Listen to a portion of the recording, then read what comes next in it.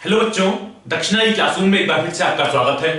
हम क्लास में क्या पढ़े थे? Moment of inertia of different mass system. हमने पढ़ा रिंग का मोमेंट ऑफ इनर्शिया, रिंग का, डिस्क का, सॉलिड स्फीयर, सॉलिड सिलेंडर और रॉड का, डिफरेंट एक्सिस के अबाउट इन सब का हमने मोमेंट ऑफ इनर्शिया पढ़ा। एक बार हम क्विकली रिवाइज करते हैं, देखते हैं। फिर मान लो पास यहाँ पे रिंग है, रिंग का इनके सेंटर ऑफ मास कितना आया था? रिंग के अपने पास, या फिर हॉलो सिलेंडर, यहाँ पे हॉलो सिलेंडर है, या फिर एक आर्क है, ये अपने पास आर्क है, इसके बाद यहाँ पे हिंज किया हुआ है। इन तीनों केस में अपना आई कितना आया था? ये रिंग अपने पास, यहाँ पे रिंग, ये अपने पास हॉलो सिलेंडर,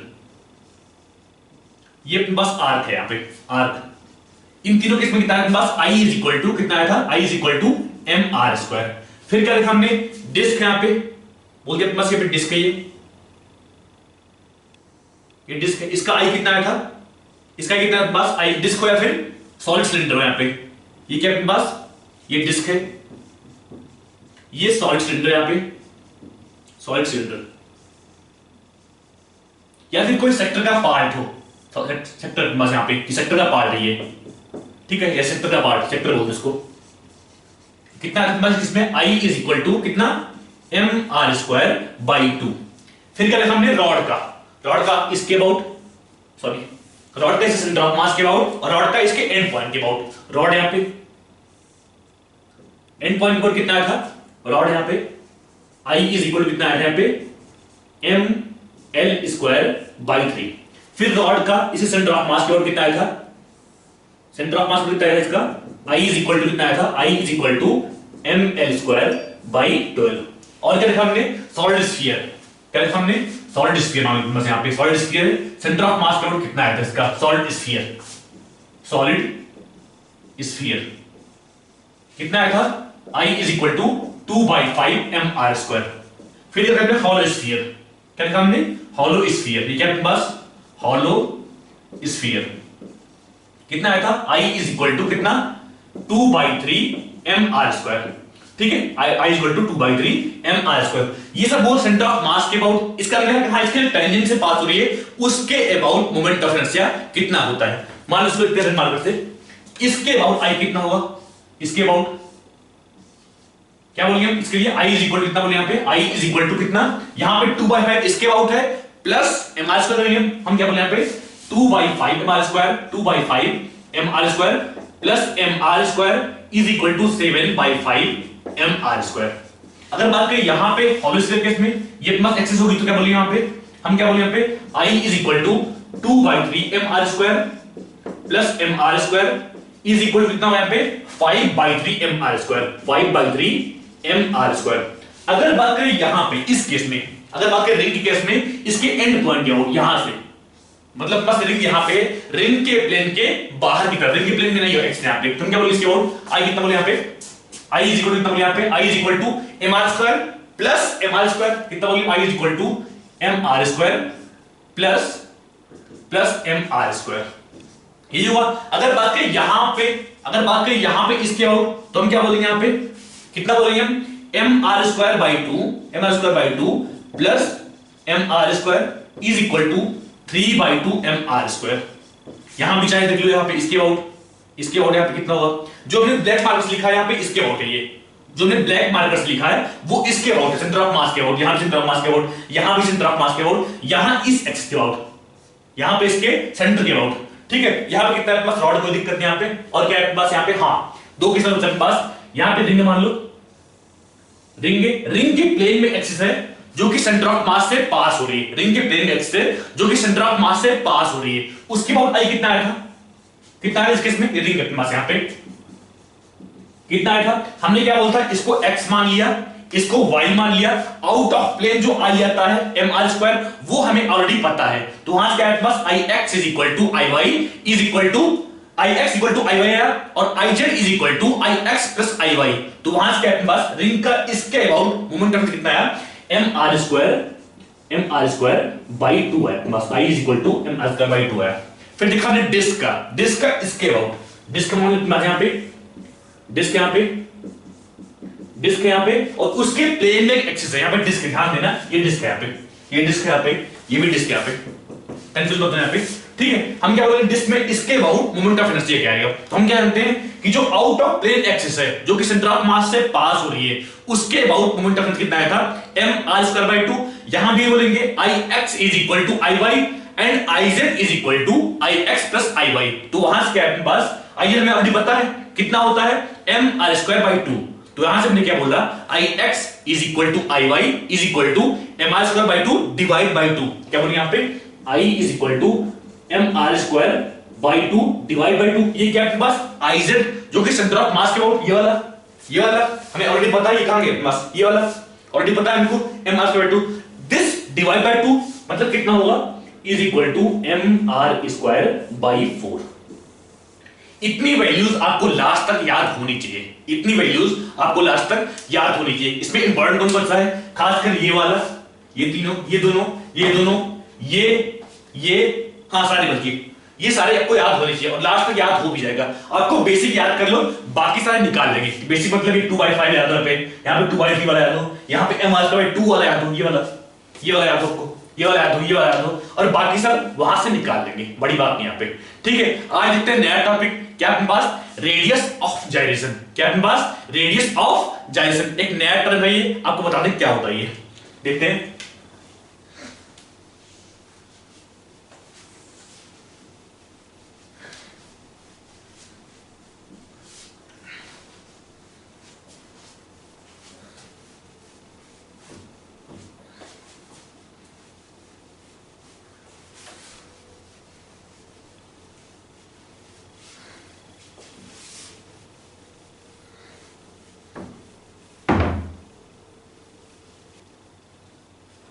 देखते हैं आज का नया टॉपिक, क्या है अपने पास रेडियस ऑफ जाइरेशन। कई बार इसको कैसे डिनोट करते हैं, क्या है अपने पास रेडियस ऑफ जाइरेशन, रेडियस ऑफ जाइरेशन, इसको कैसे डिनोट करते हैं। कुछ लोग इसको रेडियस ऑफ गायरेशन पढ़ते हैं, कुछ भी बोलो, क्या ही फर्क पड़ता है। ठीक है, तो ये कॉन्सेप्ट आया कहां से, मान लो बस एक बॉडी है, उसे फोर्स F लग रहा है, ठीक है, हमें उसका मास F हम बोलते हैं, F is equal to m बोलते हैं, F is equal to m बोलते हैं। मान लो कोई बॉडी है, हमें उसका मास नहीं पता है, तो हम कैसे निकालेंगे। मान लो बस हमें एक बॉडी है, बस इसका हमें मास नहीं पता, हम क्या बोलेंगे यहाँ पे, कुछ फोर्स लगाया, हम कुछ फोर्स लगाया और उस फोर्स की वजह से कितना उसका A आया फाइंड कर सकते हैं। तो वहां से हम इस बॉडी का मास फाइंड कर सकते हैं। क्या F is equal to ma, या फिर यहां से क्या बोलेंगे हम, F by m is equal to A, sorry F by A is equal to m, F by A is equal to m, वहां से हम m निकाल लेंगे।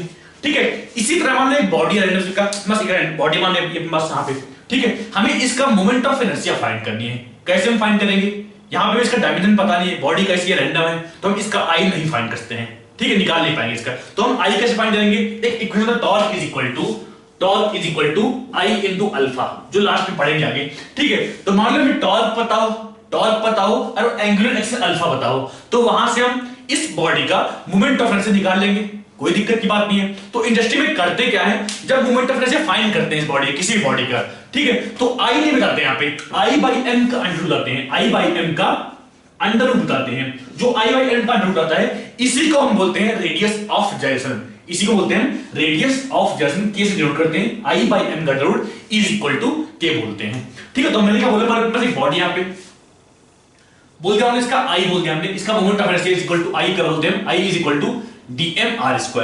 इसकी वैल्यू हमें पता है, इसके लिए हमें पता है। ठीक है, तो हम क्या बोलेंगे, i बाई m का under root is equal to k। इसको फील करना है, तो कैसे फील करेंगे, इसको फील करना है, ये एक बॉडी है, मान क्या बोलेंगे यहाँ से, i is equal to mk²। हम यहां से क्या बोलेंगे, i is equal to mk²। इसका मतलब क्या हुआ, कि एक पॉइंट मास जिसका मास उस बॉडी के मास के बराबर हो, ठीक है, उसका एक्स से कितनी दूरी पे रखें, उस पॉइंट मास को एक्स से कितनी दूरी पे रखें, ताकि जो उसका मोमेंट ऑफ इनर्शिया है वो इस बॉडी के मोमेंट ऑफ इनर्शिया के बराबर आए। यहां से क्या बोलेंगे, i is equal to mk², ये बस i is equal to mk²। क्या है यहाँ पे, रेडियस ऑफ जाइरेशन, ठीक है, यहाँ पे इसको हमने k बोल दिया, इसका मास m बोल दिया, इसका मास m दिया, यहाँ पे mass is equal to m। तो एक पॉइंट मास को एक्स से कितनी दूरी पे लें, एक पॉइंट मास को एक्स से कितनी दूरी पे लें, ताकि जो उसका मोमेंट ऑफ इनर्शिया आए इस बॉडी के मोमेंट ऑफ इनर्शिया के बराबर आए। मतलब ये अलग अलग बॉडी के लिए अलग अलग डिफाइंड है, अलग अलग बॉडी के लिए अलग अलग डिफाइंड है। यहां रिंग के लिए कुछ और होगा, डिस्क के लिए कुछ और होगा, इसी अकॉर्डिंग हम बोलते हैं यहां से। ठीक है, यहां से क्या है अपने पास, यहां से अगर मान लो एक बॉडी है, इसका रेडियस ऑफ द के दिया है, इसका मतलब क्या बोले यहां पे, इसका moment of inertia I is equal to क्या बोले यहां पे mk²। ठीक है, तो यहां से मान लो पूछेंगे हां डिस्क का मान पास दिया है, पे डिस्क है, यहां पे डिस्क है और इसके अबाउट इसका रेडियस ऑफ जैसे निकालना है हमको, इसके अबाउट डिस्क के पास यहां पे। ठीक है, तो हम क्या बोलते हैं, डिस्क का I कितना बोलते हैं हम, डिस्क का I is equal to mr²/2, यही बोलते हैं। ठीक है, तो एक पॉइंट मास को एक्सिस से कितनी दूरी पे ले, एक पॉइंट मास जिसका मास इस डिस्क के मास के बराबर है, एक पॉइंट मास जिसका मास m मान लो। ठीक है, तो उसको एक्सिस से कितनी दूरी पे रखें ताकि जो उसका मोमेंट ऑफ इनर्शिया आए वो mr²/2 आए। ठीक है, तो हम क्या बोलेंगे, यहां से हम इसको एक पॉइंट मास कितनी दूरी पे रखें ताकि जो उसका मोमेंट ऑफ इनर्शिया आए वो mr²/2 आए, जितनी दूरी पे रखेंगे उसी को हम बोलेंगे k। ये बोलेंगे यहां क्या है अपने पास, mr²/2 is equal to mk²। ये बोलेंगे mr²/2 इक्वल टू mk²। यहां पे m से m cancel, k is equal to k is equal to r/√2। हम क्या बोलेंगे, k is equal to r/√2।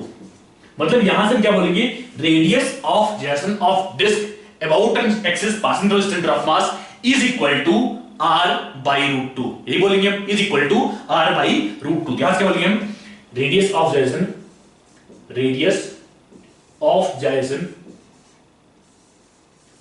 Of a disk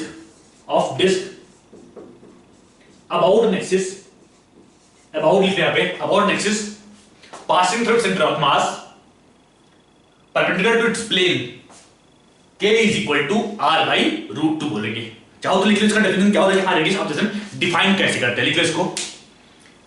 radius of gyration is defined as, लिख लो इसको, radius of gyration is defined as the distance of a point from the axis of rotation, distance of a point from the axis of rotation at which whole mass of the body can be assumed to be concentrated so that its moment of inertia comes out to be same, मतलब क्या हुआ यहाँ पे, एक body जिसका moment of I बोल दिया हमने। ठीक है, एक पॉइंट मास को कहां माने, एक पॉइंट मास जिसका मास इसके बराबर है उसको कहां पे माने ताकि जो उसका मोमेंट ऑफ इनर्शिया आए वो इस बॉडी के मोमेंट ऑफ इनर्शिया के बराबर आए। चाहे इस तरह बोल लो, चाहे इस बॉडी के मास को हम कहां माने कि हां फोकस्ड है ताकि जो मोमेंट ऑफ इनर्शिया ना बदले और मास सेम रहे। ये बोलेंगे हम, डिफाइन करते हैं बोलते हैं I is equal to mk² बोलते हैं यहां से, I/m का under root is equal to k बोलेंगे यहां से।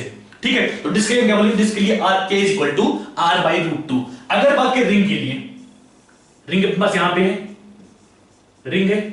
ठीक है, इसका पूछ रहे हैं कि हां इसके अबाउट इसका रेडियस ऑफ जिरेशन कितना होगा, तो हम क्या बोलेंगे यहां पे mr², हम क्या बोलेंगे mr² is equal to mk², यहां से k is equal to r बोलेंगे, k is equal to r, मतलब इसका radius of gyration is equal to r बोलेंगे। क्लियर है यहां तक?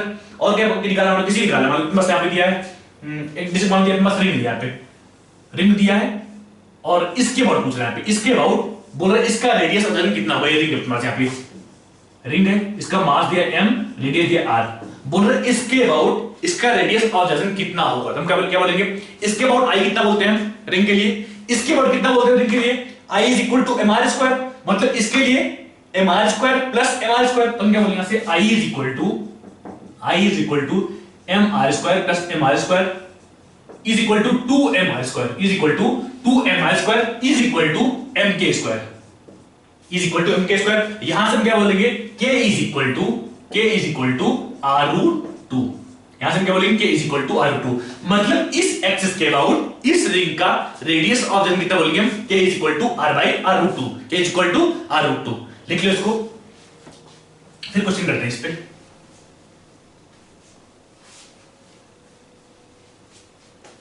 क्वेश्चन लिखते हैं, तो अच्छा क्वेश्चन है, कुछ नया नहीं है इसमें, हम बेसिकली आई को एम के स्क्वायर में इक्वेट करते हैं और वहां से के की वैल्यू फाइंड कर लेते हैं। थ्योरेटिकल कॉन्सेप्ट है, कुछ नया नहीं है। अक्सर क्वेश्चन में के की वैल्यू दिया होता है पे कि एक बॉडी है, उसका मास 2 kg है, उसका रेडियस ऑफ रोटेशन के है, यहाँ पे बोल दिया मान लीजिए 1 मीटर है, बोला मास एक बॉडी है, उसका mass m is equal to 5 kg है and radius of rotation k is equal to 2 metre है। मान लो find its moment of inertia, find its i। तो हम क्या बोलते हैं यहाँ पे i इज इक्वल टू, यहाँ पे हम क्या बोलते हैं i is equal to m k square, हम क्या बोलते हैं i is equal to m k square. तो यहां से क्या है बस i is equal to 5 into 2 square is equal to 20 kilogram metre square. ध्यान देना k की यूनिट क्या होते हैं, k की यूनिट क्या बोलते हैं मीटर, क्या बोलेंगे यहाँ पे 2 मीटर, मतलब इसकी यूनिट क्या होगी मीटर। एक क्वेश्चन लिखो,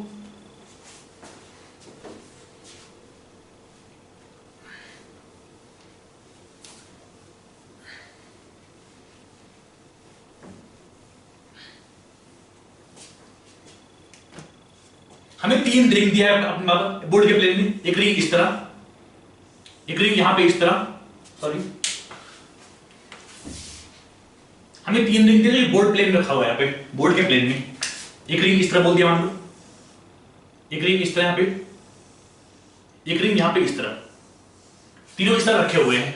ठीक है, हमें फाइंड करना है के की वैल्यू इसके अबाउट, ये एक्सिस यहां पे इससे पास हो रही है, इस और इस सिस्टम के प्लेन में ही है, एक्सिस है, इसके अबाउट इस सिस्टम का रेडियस ऑफ जर्नल फाइंड करना है। यहां mass of one ring is equal to m, radius of ring is equal to r। 3 ring को इस तरह ज्वाइन किया गया है, एक एक्सिस है जो कि इसके बीच से यहां से पास हो रही है। Find radius of gyration of this system, find radius of gyration of this system. Try करो खुद से, find radius of gyration of this system.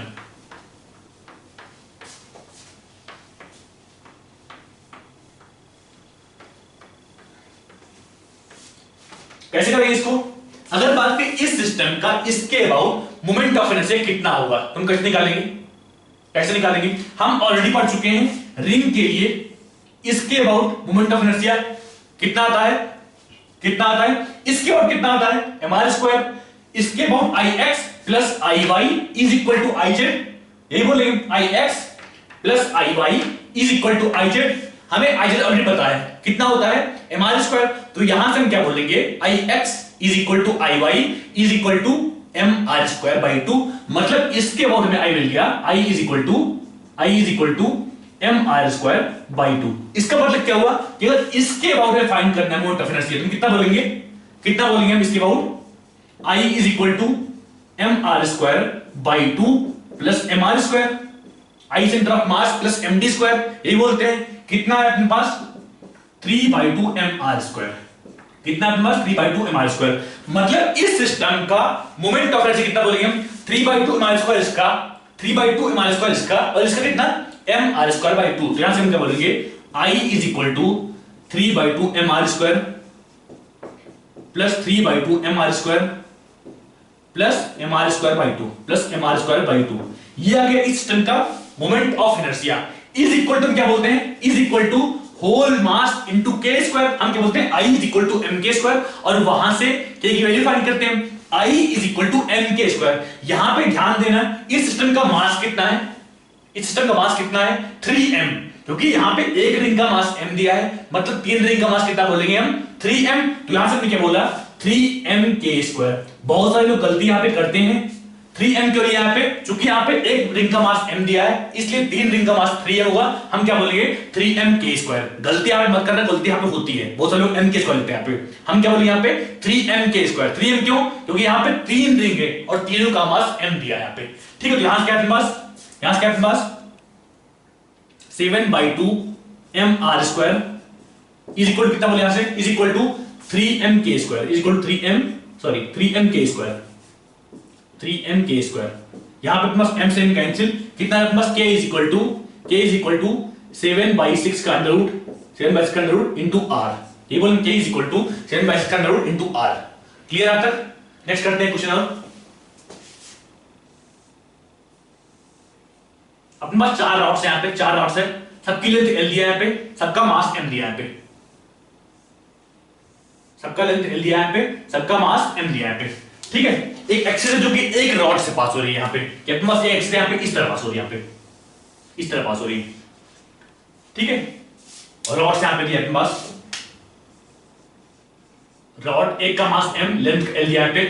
Find radius of जैसन, फाइंड रेडियस ऑफ जैसन of this system, find radius of the system about the shown axis, about the shown axis। Try करो खुद से।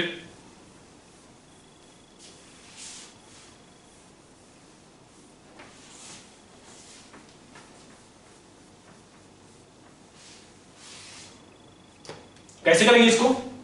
हमें यहां पे एक का मास m दिया है, इस सिस्टम में कंबाइंड आई कितना होगा, मोमेंट ऑफ इनर्शिया, हम क्या बोलेंगे, आई इज इक्वल टू, अगर बात करें इस रॉड का मोमेंट ऑफ इनर्शिया तो हम क्या बोलेंगे, जीरो, क्योंकि इस रॉड से ही पास हो रही है, यहां पे एक एक्सिस है जो कि रॉड से ही पास हो रही है, मतलब सारा का सारा मास एक्सिस पे ही रखा हुआ है, तो हम क्या बोलेंगे उसके लिए, मोमेंट ऑफ इनर्शिया जीरो आएगा, मतलब इस रॉड के लिए आई जीरो, इस रॉड के लिए ml²/3, आपने पढ़ा होगा रॉड का एंड पॉइंट के अबाउट, रॉड का इसके अबाउट, हम बोलते हैं इसका कितना बोलते हैं हम, ml²/3, तो यहां से आपके पास इस रॉड की कितना, ml²/3, इस रॉड कितना, ml²/3, तो हम क्या बोलेंगे ऐसे 0 plus ml²/3 plus ml²/3 plus इसके लिए कितना बोलेंगे हम, इस वाले के लिए कितना बोलेंगे, इसलिए चूंकि यहां पे पूरा का पूरा मास L डिस्टेंस पे है, मैंने स्टार्टिंग में पहला क्वेश्चन यही कराया था कि एक रॉड यहां पे, एक एक्सिस यहां पे है और एक एक्सिस यहां पे है और एक रॉड यहां पे रखा हुआ है, कितना बोल रहा हूं इस केस में कि हाँ ये रॉड है और सारा सारा डीएम मास यहाँ पे L डिस्टेंस पे ही रखा हुआ है, यहाँ पे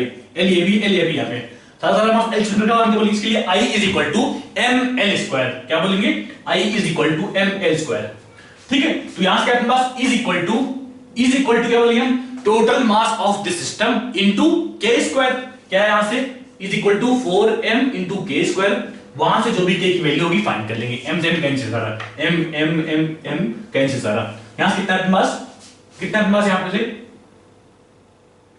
5l²/3 is equal to 4k², यहां से क्या अपने पास k is equal to 5/12 into k, 5 sorry into r, कितना अपने पास 5/12 इनटू r आया, ठीक है। के वैल्यू फाइंड कर लेंगे, यहां से बड़ी बात नहीं है। कई बार आपको वैल्यूज दिया होगा कि हाँ एक बॉडी यहां पे उसका मास दिया है, उसका k की वैल्यू दिया है, तो वहां से हम इसका moment of inertia easily find कर लेंगे, बड़ी बात नहीं, यहां पे निकालेंगे, ठीक है। इसको नोट कर लो, फिर आगे देखते हैं नेक्स्ट टॉपिक, टॉर्क। देखते हैं आज का अगला टॉपिक, टॉर्क। जब मैंने स्टार्ट किया था मैंने क्या बताया था, जो डिस्प्लेसमेंट का रोटेशनल लॉ क्या होता है, एंगुलर डिस्प्लेसमेंट, हम क्या बोलते हैं, s का रोटेशनल लॉ बोलते हैं थीटा, वेलोसिटी क्या बोलते हैं, एंगुलर वेलोसिटी ओमेगा बोलते हैं, एक्शन क्या बोलते हैं, एंगुलर एक्शन अल्फा बोलते हैं, मास क्या बोलते हैं, मोमेंट ऑफ इनर्शिया, हम क्या बोलते हैं, moment of inertia is rotational law of mass बोलते हैं, यहां पर बस आ गया I। इस तरह फोर्स क्या बोलेंगे हम, हम क्या बोलते हैं, फोर्स का रोटेशनल लॉ टॉर्क बोलते हैं, उसको क्या बोलते हैं, टॉर्क, क्या बोलते हैं, torque is rotational law of force. तो यहां से क्या है अपने पास, इसका बोलते हैं rotational inner law of force, कई बार इसी को बोलते हैं मोमेंट ऑफ फोर्स, क्या बोलते हैं हम, moment of force. So torque क्या हुआ, torque is nothing but turning effect of force, torque क्या है अपने पास, टर्निंग इफेक्ट ऑफ फोर्स, हम क्या बोलेंगे इसको, टर्निंग इफेक्ट ऑफ फोर्स,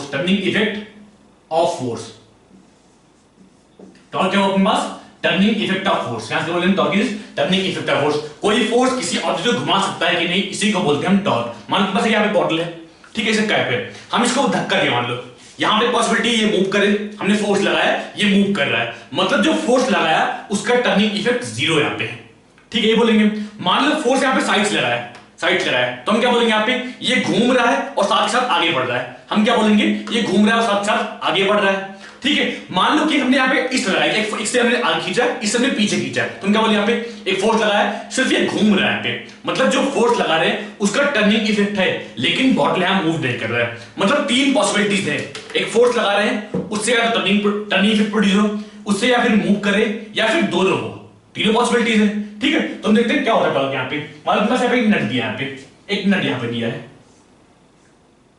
हमें एक नट दिया यहाँ पे,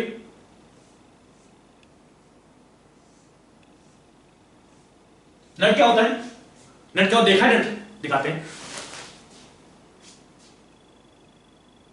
मैं इसकी बात कर रहा हूं यहाँ पे, ठीक है। नट यहाँ पे दिया है हमें, ठीक है, और साथ ही साथ एक रेंज दिया है यहाँ पे, हमें साथ साथ एक रेंज दिया है यहाँ पे, इसकी बात कर रहे हैं यहाँ पे, ठीक है। तो यहाँ पे एक रेंज दिया है, बोल दिया बस, यहाँ पे एक रेंज है यहाँ पे, ये बस एक रेंज यहाँ पे, ठीक है। इसको ड्रॉ करें ढंग से,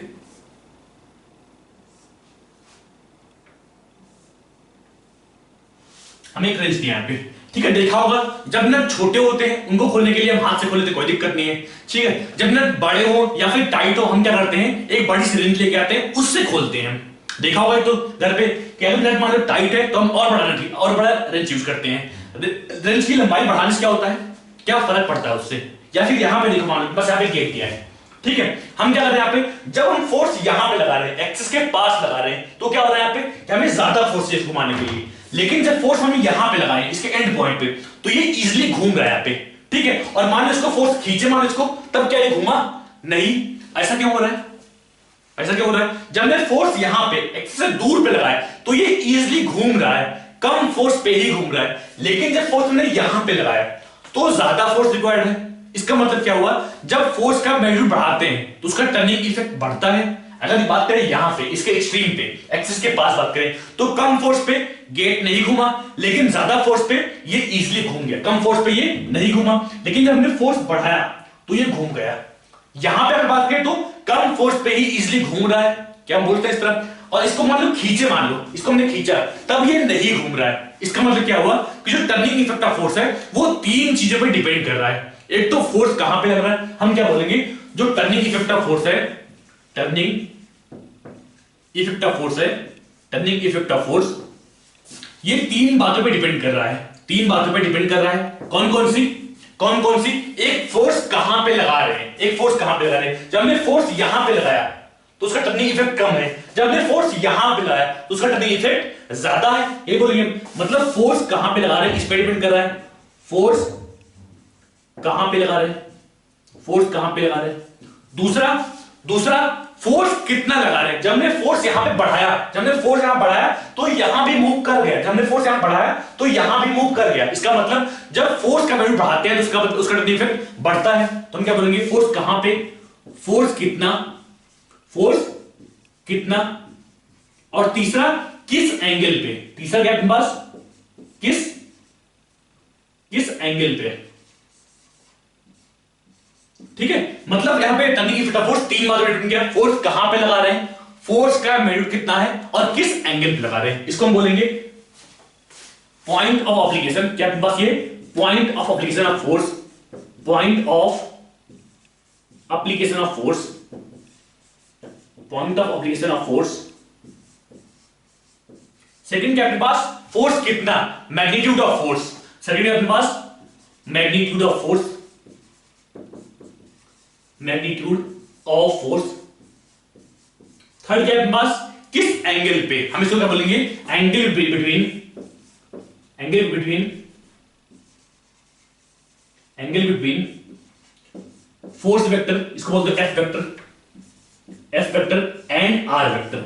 आर वेक्टर यहां पे, आर वेक्टर यहां पे जिस पॉइंट के बाद टर्निंग इफेक्ट निकाल रहे हैं उस पॉइंट का यहां से वेक्टर। अगर हमने फोर्स यहां पे लगाया, हमने फोर्स यहां पे लगाया, आर क्या बोलेंगे, इसको यहां से यहां तक जो वेक्टर बन रहा है उसको हम आर वेक्टर बोलेंगे। जब हमने फोर्स यहां पे लगाया तो हम क्या बोलेंगे, ये अपना जो छोटा सा वेक्टर बन रहा है यहां पे, इसको हम आर वेक्टर बोलेंगे। मतलब तीन बातों पे डिपेंड किया, फोर्स कितना है, फोर्स कहां पे लगा रहे हैं, और किस एंगल पे लगा रहे हैं। इन तीन बातों पे किसी फोर्स का टर्निंग इफेक्ट डिपेंड करता है। जब बोले कि नट मान लो बहुत टाइट है, हम क्या करते हैं, बड़ा रेंज यूज करते हैं। जब नट मान लो टाइट नहीं, इजीली खुलता है तो हम हाथ से खोलते हैं उसको, ठीक है। मान लो एक बार क्या होता है कि नट टाइट है लेकिन रेंज छोटे रेंज से ही खुलता है, खूब फोर्स लगा मान लो तो कम फोर्स पे ही खुल जाता है इजीली। इसका मतलब क्या हुआ कि जब फोर्स बढ़ा रहे हैं तो टर्निंग इफेक्ट बढ़ रहा है, जब फोर्स कम कर रहे हैं तो टर्निंग इफेक्ट कम हो रहा है। जब लेंथ बढ़ा कर रहे हैं इसका, जब रेंज की लंबाई बढ़ा रहे हैं तो टर्निंग इफेक्ट इसका बढ़ रहा है, ठीक है। मतलब तीन बातों पर डिपेंड किया टर्निंग इफेक्ट ऑफ फोर्स, ठीक है। बार जाओ घर पे जो हैंड पंप होता है, हैंड पंप हम क्या करते हैं, जब उसके एंड पॉइंट से फोर्स लगाते हैं तो हैंड पंप इजीली मूव करता है।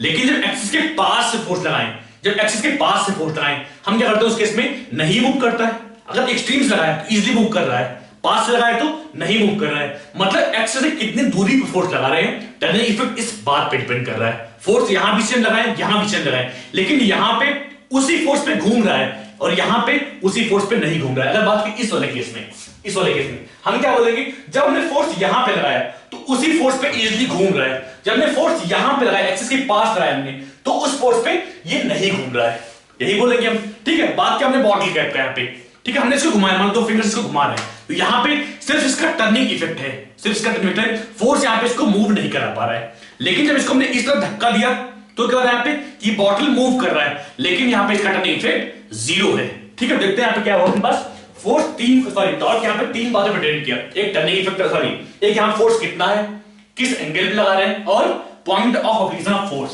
Point of application of force का फोर्स कहां पे लगा रहे हैं। ठीक है, नोट कर लो इसको, फिर आगे देखते हैं।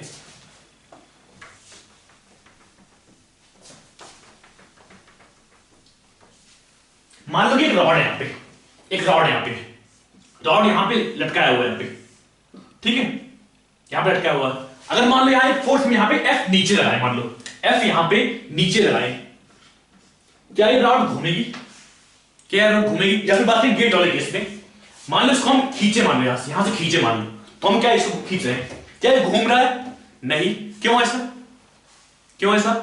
इसका मतलब क्या हो कि जो हम फोर्स लगा रहे हैं उसका टर्निंग इफेक्ट जीरो है। अगर मान लो इसको खींच रहे हैं, इसका मतलब क्या हुआ, जो हम फोर्स लगा रहे हैं उसका टर्निंग इफेक्ट जीरो है। अगर बात करें यहां वाले केस में, यहां पे इसको हिंज किया हुआ, यहां पे इसको हिंज किया हुआ, हम एक फोर्स लगाए, इससे क्या होगा, क्या ये घूमेगा? नहीं। मान लो एक रॉड और दिया यहां पे, एक रॉड और यहां पे है, एक रॉड और यहां पे, इस तरह पे, ठीक है, यहां पे हमने फोर्स इधर को लगाया, मान लो इधर को लगाया, क्या इस केस में घूमेगा? हाँ घूमेगा, ऑब्वियसली घूमेगा, यहाँ पे इस तरह घूमेगा, हम बोलेंगे इस तरह ही घूमेगा। ठीक है, यहां पे घूम रहा है, यहां पे नहीं घूम रहा है। अगर बात करें गेट वाले केस में हम क्या बोलेंगे, जब फोर्स यहां पे लगाया हमने घूम रहा है, जब हमने इसको खींचा तो नहीं घूम रहा है, नहीं घूम रहा है। अगर मान लो कि फोर्स किसी एंगल पे हो, मान लो यहां पे रॉड दिया है, यहां पे रॉड दिया है, फोर्स यहां पे किसी एंगल पर, यहां पे F लगा रहा है, पे ये फोर्स F लगा रहा है यहां पे, ठीक है, और जो ये एंगल है, जो ये एंगल है इसको मैं बोलते हैं थीटा। ठीक है, मतलब यहां पे F का दो कंपोनेंट होगा, F का दो कंपोनेंट होगा, F को एक बोलते हैं F cos थीटा, एक को बोल दिया F sin थीटा, इसको मैंने बोल दिया F cos थीटा, मैंने बोल दिया यहां पे F cos थीटा, और यहां पे बोलिए इधर की तरफ, इधर अपने पास F cos थीटा, इधर को अपने पास F cos थीटा, और इधर को अपने पास F sin theta, F sin theta, इसको हमने बोल दिया is equal to F perpendicular, इसको हमने बोल दिया is equal to F parallel, बोल दिया F पैरेलल। ठीक है, तो यहां से अगर देखते हैं तो कौन सा फोर्स कौन सा कंपोनेंट से घुमा रहा है, तो हम क्या बोलेंगे यहां पे, जो ये वाला कंपोनेंट है टर्निंग इफेक्ट प्रोड्यूस कर रहा है, जो ये वाला कंपोनेंट है ये नहीं प्रोड्यूस कर रहा है। अगर बात करें इन दोनों प्लॉट्स में तो हम क्या देखेंगे, जो R वेक्टर के पैरेलल है इसको हम बोलते हैं R वेक्टर, इसको हमने बोल दिया R वेक्टर। जिस पॉइंट को आप टॉर्क देख रहे हैं, जिस पॉइंट को टॉर्क देख रहे हैं उस पॉइंट का और जिस पॉइंट पे फोर्स लग रहा है उसको मिलाया जो वेक्टर बनता है उसी को बोलेंगे हम R वेक्टर। ठीक है, तो यहां पे बस R वेक्टर मिल गया। यहां पे अगर देखें तो क्या है पास कि जो फोर्स R वेक्टर के पैरेलल है वो टर्निंग इफेक्ट प्रोड्यूस नहीं कर रहा है, वो टर्निंग इफेक्ट प्रोड्यूस नहीं कर रहा है। जो फोर्स R वेक्टर के राइट एंगल पे है वो टर्निंग इफेक्ट प्रोड्यूस कर रहा है, यहां पे क्या है पास राइट एंगल पे वो फोर्स टर्निंग इफेक्ट प्रोड्यूस कर रहा है। हमने बोला मान लो इसको खींच रहे हैं, यहां पे R वेक्टर के पैरेलल वो फोर्स, इसलिए टर्निंग इफेक्ट जीरो हुआ उसका। लेकिन जब ने यहां से धक्का दिया, यहां से धक्का दिया तो R वेक्टर ये हुआ, फोर्स वेक्टर यहां पे इधर को हुआ, फोर्स वेक्टर यहां पे इधर को हुआ, R वेक्टर यहां पे इधर को हुआ, बीच में एंगल क्या हुआ 90 हुआ। मतलब F का ये कंपोनेंट टर्निंग इफेक्ट प्रोड्यूस करेगा, F का ये कंपोनेंट टर्निंग इफेक्ट नहीं प्रोड्यूस करेगा। यही बोलेंगे F का ये वाला F प्रोड्यूस कर रहा है टर्निंग, सॉरी ये वाला F टर्निंग इफेक्ट नहीं प्रोड्यूस कर रहा है और ये वाला F प्रोड्यूस कर रहा है। तो यहां से बस एक बात क्लियर हुई कि जो F का साइन कंपोनेंट है या F का परपेंडिकुलर कंपोनेंट है टर्निंग इफेक्ट सिर्फ वही प्रोड्यूस करेगा। यहां तक क्लियर होगा आपको? ठीक है, और अगर ये R बढ़ाते हैं, अगर ये R बढ़ाते हैं तो हम क्या बोलेंगे, जो फोर्स है उसका टर्निंग इफेक्ट कम हो बढ़ेगा। अगर मान लो फोर्स यहां पे लगाते तो हम क्या बोलते उसका टर्निंग इफेक्ट कम आता। अगर फोर्स यहां पे लगाए तो उसका टर्निंग इफेक्ट ज्यादा आएगा, मतलब टॉर्क ज्यादा आएगा। क्लियर यहां तक? तो यहां से हमने क्या सीखा कि जो टॉर्क आता है या टर्निंग इफेक्ट आता है वो तीन बातों पर डिपेंड करता है। एक तो फोर्स कहां पे लगा रहे हैं, फोर्स कितना लगा रहे हैं, तीसरा किस एंगल पे लगा रहे हैं। एंगल क्यों महत्वपूर्ण है, एंगल क्यों इंपॉर्टेंट है यहाँ पे, क्योंकि जो एफ का जो पैरेलल कंपोनेंट आ रहा है वो टर्निंग इफेक्ट प्रोड्यूस नहीं करता है, जो सिर्फ राइट एंगुलर कंपोनेंट आ रहा है सिर्फ वही टर्निंग इफेक्ट प्रोड्यूस करता है। ठीक है, तो यहां से हम क्या बोलेंगे, टॉर्क इज इक्वल टू एक आर बढ़ाएंगे, टर्निंग इफेक्ट बढ़ेगा, हमने बोल दिया इसको आर इंटू एफ परपेंडिकुलर, हम क्या बोलेंगे R into F perpendicular, F sine theta, ये बोलेंगे आर इंटू एफ परपेंडिकुलर, इसको बोल दिया is equal to R into F perpendicular बोलते हैं यहां से। ठीक है, या फिर हम बोलते हैं कोई और, इसको क्या हमने एफ को बढ़ा दिया, अभी हमने एफ को यहां से आगे बढ़ा दिया। अगर बात करें ये आर है, ये आर है, ये थीटा दिया हमें, तो ये क्या होगा बस एंगल, ये एंगल क्या होगा, ये भी थीटा होगा, ये भी थीटा होगा।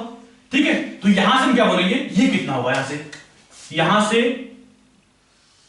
ये कितना होगा, क्या होगा हम बोलेंगे, अगर अपन बस बोल दिया मैंने इसको आर बोल दिया तो हम क्या बोलेंगे, ये कितना होगा आर साइन थीटा, ये बस मिल गया आर साइन थीटा। ठीक है, तो यहां से हमने क्या देखा, torque is equal to R into F sine theta is equal to R into F perpendicular बोलते इसको हमने, या बोलते इसको R sine theta into F बोलते हैं, कोई दिक्कत नहीं, आर साइन इंटू एफ। यहां से क्या मिलेगा, ये बस एफ वेक्टर हो गया, यहां पे सीधा कीजिए इसको, सॉरी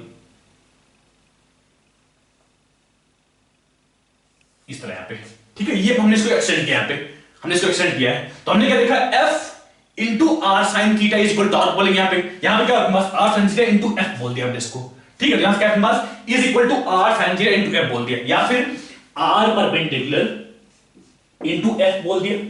ठीक है, अब अगर ध्यान से देखो तो क्या है, बस आर एफ साइन थीटा, आपने स्टार्टिंग में जब मैथ्स पढ़ाई गई होगी, बेसिक मैथ्स, उस टाइम बताया गया होगा ए क्रॉस बी, हम क्या बोलते हैं, A cross B is equal to A B sine theta into N cap, क्या बोलते हैं हम, A B sine theta into N cap. तो यहां से हमें मिल गया torque is equal to R cross F, R vector cross F vector, R vector cross F vector. यहां पे आर वेक्टर क्या है, आर वेक्टर क्या है, पे जिस पॉइंट के अबाउट टॉर्क निकाल रहे हैं उस पॉइंट को जहां पे फोर्स लगा रहे हैं उस पॉइंट से ज्वाइन करने पे हमें जो वेक्टर मिला, जिस पॉइंट के अबाउट टॉर्क निकाल रहे हैं उस पॉइंट को जिस पॉइंट पे फोर्स लगा रहे हैं उस पॉइंट से ज्वाइन करने पे हमें जो वेक्टर मिला उसी को हमने बोला आर वेक्टर। ध्यान देना, फिर से बोल रहा हूं मैं, क्या बोल रहा हूं, आर वेक्टर क्या है पे, जिस पॉइंट के अबाउट टॉर्क निकाल रहे हैं, जिस पॉइंट के अबाउट टॉर्क निकाल रहे हैं उस पॉइंट को जिस पॉइंट पे फोर्स लगा रहे हैं उस पॉइंट से ज्वाइन करने पे जो हमें वेक्टर मिला उसको हमने बोल दिया आर वेक्टर। तो यहां से अपने को मिल गया torque vector is equal to R cross F.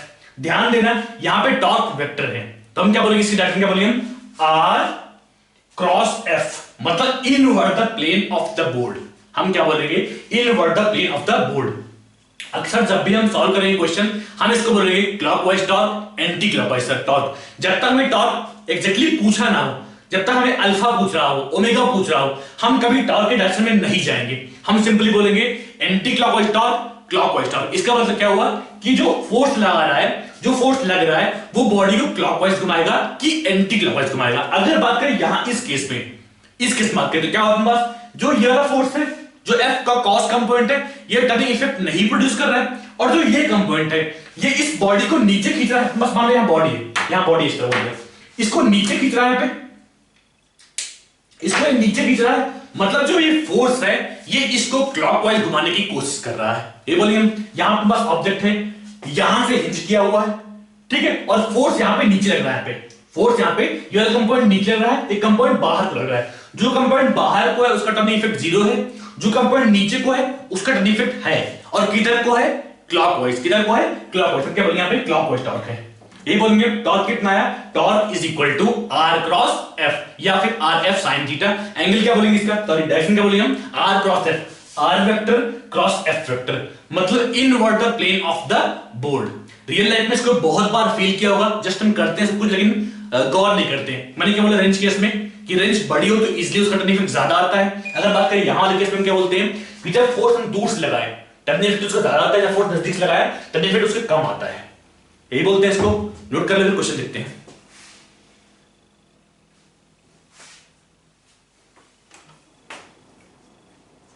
यहां के बाद 2 पॉइंट लिखना है, जो बोल रहा हूं मैं 2 पॉइंट यहां पे, इसके बाद इन सबके लिखने के बाद छाप लो इसको।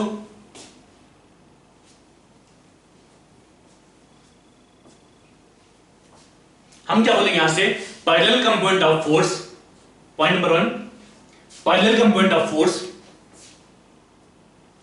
Parallel component of force doesn't produce any torque, doesn't produce any torque, doesn't produce any torque as it passes through, as it passes through axis of rotation. Parallel component of force doesn't produce any torque as it passes through axis of rotation. Only perpendicular component of force, only perpendicular component of force produce torque. Second लिख लो, here theta is angle between, here theta is angle between force vector and r vector. Here theta is angle between force vector and r vector. r vector क्या है पे, r vector क्या है पे, इसको लिख लो चाहो तो, vector joining point of origin of force, vector joining point of origin of force and hinge point बोल दो उसको, hinge point, या फिर जिसके अबाउट टॉर्क फाइंड कर रहे हैं, जिस पॉइंट के अबाउट टॉर्क फाइंड कर रहे हैं, हिंज पॉइंट बोल उसको। बढ़े आगे देखते हैं फिर।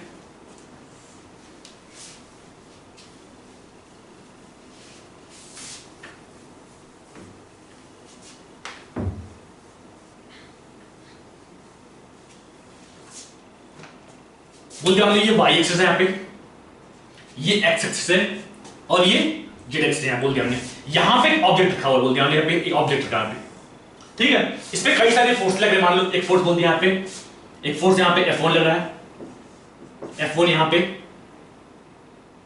F2 यहाँ पे, F3 यहाँ पे, ये F3 यहाँ पे और F4 यहां पे, F5 यहां पे, F6 कहां लगा है, F6 यहां पे, F6 यहां पे, ठीक है। ये ओरिजिन है,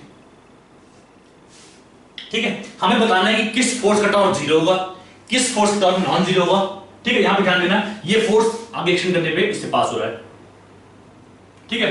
किस फोर्स का नॉन जीरो होगा, किसका क्लॉकवाइज होगा, किसका एंटी क्लॉकवाइज होगा, ठीक है। देखते हैं, ट्राई करो खुद से।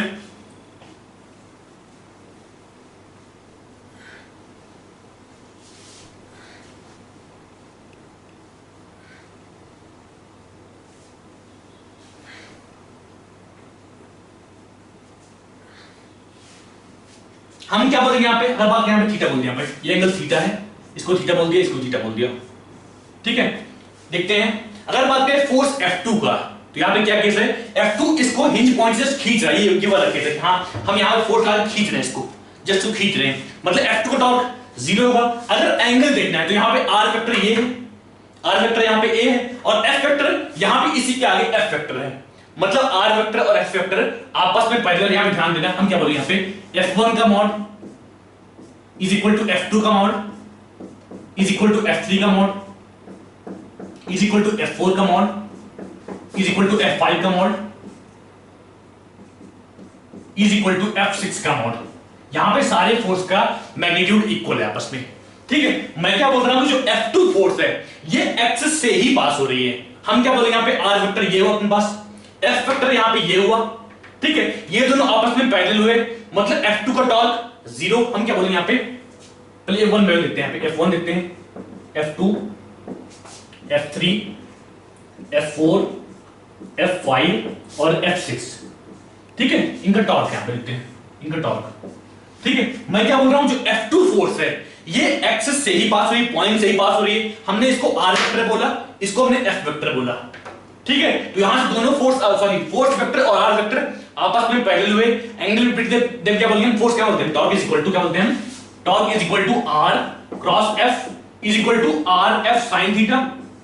यहां पे थीटा क्या है, angle between R vector and F vector.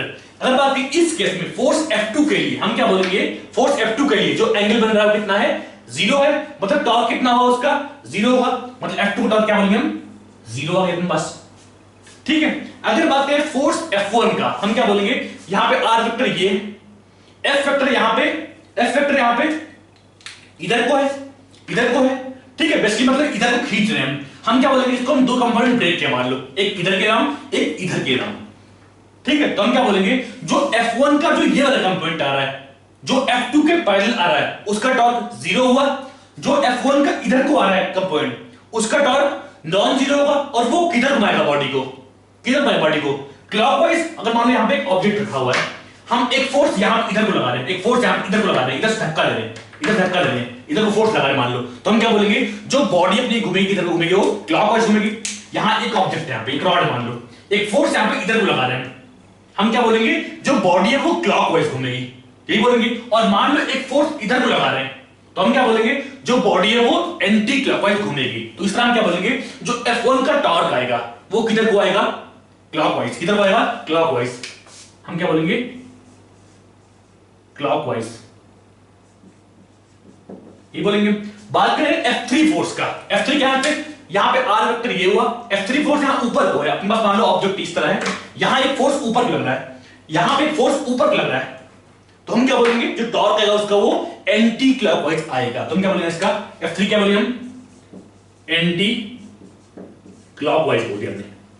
बात करें अगर F4 और F5 का, ये अपने पास F5 है, F4 क्या बात करें, तो अगर मान लो R वेक्टर है, ये अपने पास R वेक्टर है, यहां एक फोर्स इधर को लग रहा है, हम क्या बताएंगे, जो इसका टॉर्क आएगा वो किधर आएगा, एंटी क्लॉकवाइज, मतलब F4 टॉर्क किधर है अपने पास, एंटी क्लॉकवाइज, ये बोलेंगे। अगर उसका बात करें F5 का, F5 का मतलब F5 यहां पे नीचे को है, अपने पास ऑब्जेक्ट मान लो इस तरह है, तो हम क्या बोलेंगे, F5 यहां पे नीचे को है, हम क्या बोलेंगे, रॉड मान लो इस तरह है, यहां पे F5 किधर को है, यहां पे नीचे को है, तो हम क्या बोलेंगे, जो ऑब्जेक्ट है वो क्लॉकवाइज घूमेगा, जो ऑब्जेक्ट है वो क्लॉकवाइज घूमेगा, मतलब F5 टॉर्क किधर है अपने पास, क्लॉकवाइज। अब बात आ रही F6 का, अब बात आई F6 का, टॉर्क क्या होगा इसका, क्लॉकवाइज की एंटी क्लॉकवाइज जीरो, ये अपने पास F6 यहां पे, ठीक है, क्या होगा इसका टॉर्क, जीरो। क्यों, क्योंकि यहां पे R वेक्टर जीरो है, अपन ओरिजिन पे ही फोर्स लगा रहे हैं। मान लो कि यहां पे फोर्स यहीं पे लगाते हैं, एक्सिस पे ही कोई फोर्स लगाएं, क्या वो घूमेगा, नहीं, बिल्कुल नहीं घूमेगा। अगर बात करें इस वाले केस में, हम क्या बोलेंगे, फोर्स यहां पे ऐसे लगाएं, एक्सिस पे ही लगाएं, एक्सिस पे ही लगाएं, तो बॉडी मूव तो करेगी लेकिन उसका टॉर्क जीरो आएगा, यही हम बोलेंगे। यहां पे क्या हो रहा है, बस F6 यहां पे ओरिजिन पे ही फोर्स लगा रहे हैं, यहां पे R वेक्टर कितना है, जीरो, मतलब टॉर्क कितना होगा इसका, जीरो। ठीक है, अब बात आती है कौन सा टॉर्क बड़ा है, कौन सा टॉर्क छोटा आएगा, कैसे हम देखेंगे, कैसे हम देखेंगे। अगर बात करें जो फोर्स F4 है और F5 है, ये R वेक्टर के 90 डिग्री पे, हम क्या बोलते हैं, torque is equal to RF sin theta. ठीक है, सबके लिए R वेक्टर सेम है, सबके लिए R वेक्टर क्या होगा, यहाँ पे बस R वेक्टर यही तो है ना यार, ये बस क्या है, ये R वेक्टर है, सबके लिए R वेक्टर सेम है यहाँ पे। ठीक है, और F का मॉड सेम है, और F का मॉड सेम है, मतलब जो भी डिपेंड करेगा सिर्फ थीटा पे डिपेंड करेगा, जिसके लिए थीटा ज्यादा उसके लिए टॉर्क ज्यादा। अब अगर देखो यहां पे जो फोर्स F4 है और F5 है, एंगल कितना है इसके लिए, 90 डिग्री, एंगल कितना है यहाँ पे, 90 डिग्री। हम क्या बोलेंगे इसके लिए, फोर्स यहाँ पे F4 यहाँ पे एंगल कितना है, ये 90 डिग्री, ये बस R वेक्टर यहाँ बाहर निकाल देंगे, R वेक्टर यहाँ पे बाहर की तरफ होगा, और ये एंगल कितना है, 90 डिग्री। मतलब इसके लिए और इसके लिए, F4 के लिए और F5 के लिए एंगल 90 है, मतलब उनका टॉर्क मैक्सिमम आएगा। अगर बात करें F1 और F3 के लिए, उनका टॉर्क कम आएगा। अगर बात करें F2 और F6 के लिए, इनका टॉर्क जीरो आएगा, यही बोलेंगे हम क्या बोलेंगे, F4 और F5 के लिए मैक्सिमम टॉर्क, हम क्या बोलेंगे इसके लिए, maximum torque, maximum turning effect बोल दिया हमने इसको, मैक्सिमम टर्निंग इफेक्ट, किसके लिए, F4 के लिए और F5 के लिए। क्यों, क्योंकि यहां इन दोनों केस में जो एंगल बन रहा है R वेक्टर और F वेक्टर में, वो 90 डिग्री है, बाकी दोनों सेम है, यहाँ पे torque is equal to RF sin theta, R same यहाँ पे, F सेम यहाँ पे, F का मॉड सेम यहाँ पे, एंगल उसी पे डिपेंड कर रहा है। यहां पे इन दोनों केस में एंगल 90 है, और इन दोनों केस में एंगल 90 नहीं। ध्यान देना, यहां पे ये एंगल की बात थोड़ी करेंगे, यहाँ पे तो ये बन रहा है फोर्स, यहाँ पे क्या बस ये F1 है और ये F3 है, ठीक है, तो हम इस एंगल की बात नहीं कर रहे हैं, जो आर वेक्टर से एंगल बन रहा है उसकी बात कर रहे हैं। यहाँ पे आर वेक्टर क्या, यहाँ पे यहां से आर वेक्टर बाहर को निकल रहा है, ये बस आर वेक्टर है। ठीक है, अगर बात करें F4 का, F5 का, तो हम क्या बोले यहाँ पे F4 यहाँ पे ये होगा, F4 F5 यहाँ पे ये होगा, और F4 यहाँ पे ये होगा, F5 नीचे F4 ऊपर, दोनों केस में एंगल बन रहा है 90, ये 90। ठीक है, बात क्या हमने F1 और F3 का, तो एंगल 90 नहीं है, एंगल 90 से कुछ कम है, मतलब दोनों का टॉर्क कुछ कम आएगा। यहाँ पे F1 का, सॉरी हाँ F1 का और F3 का कुछ कम टॉर्क आएगा, F2 और F6 का जीरो टॉर्क, और इन दोनों का मैक्सिमम टॉर्क, इन दोनों का मैक्सिमम टॉर्क। मिलते हैं लेक्चर में, कुछ क्वेश्चन करेंगे इस बेस्ड, तब तक के लिए बाय।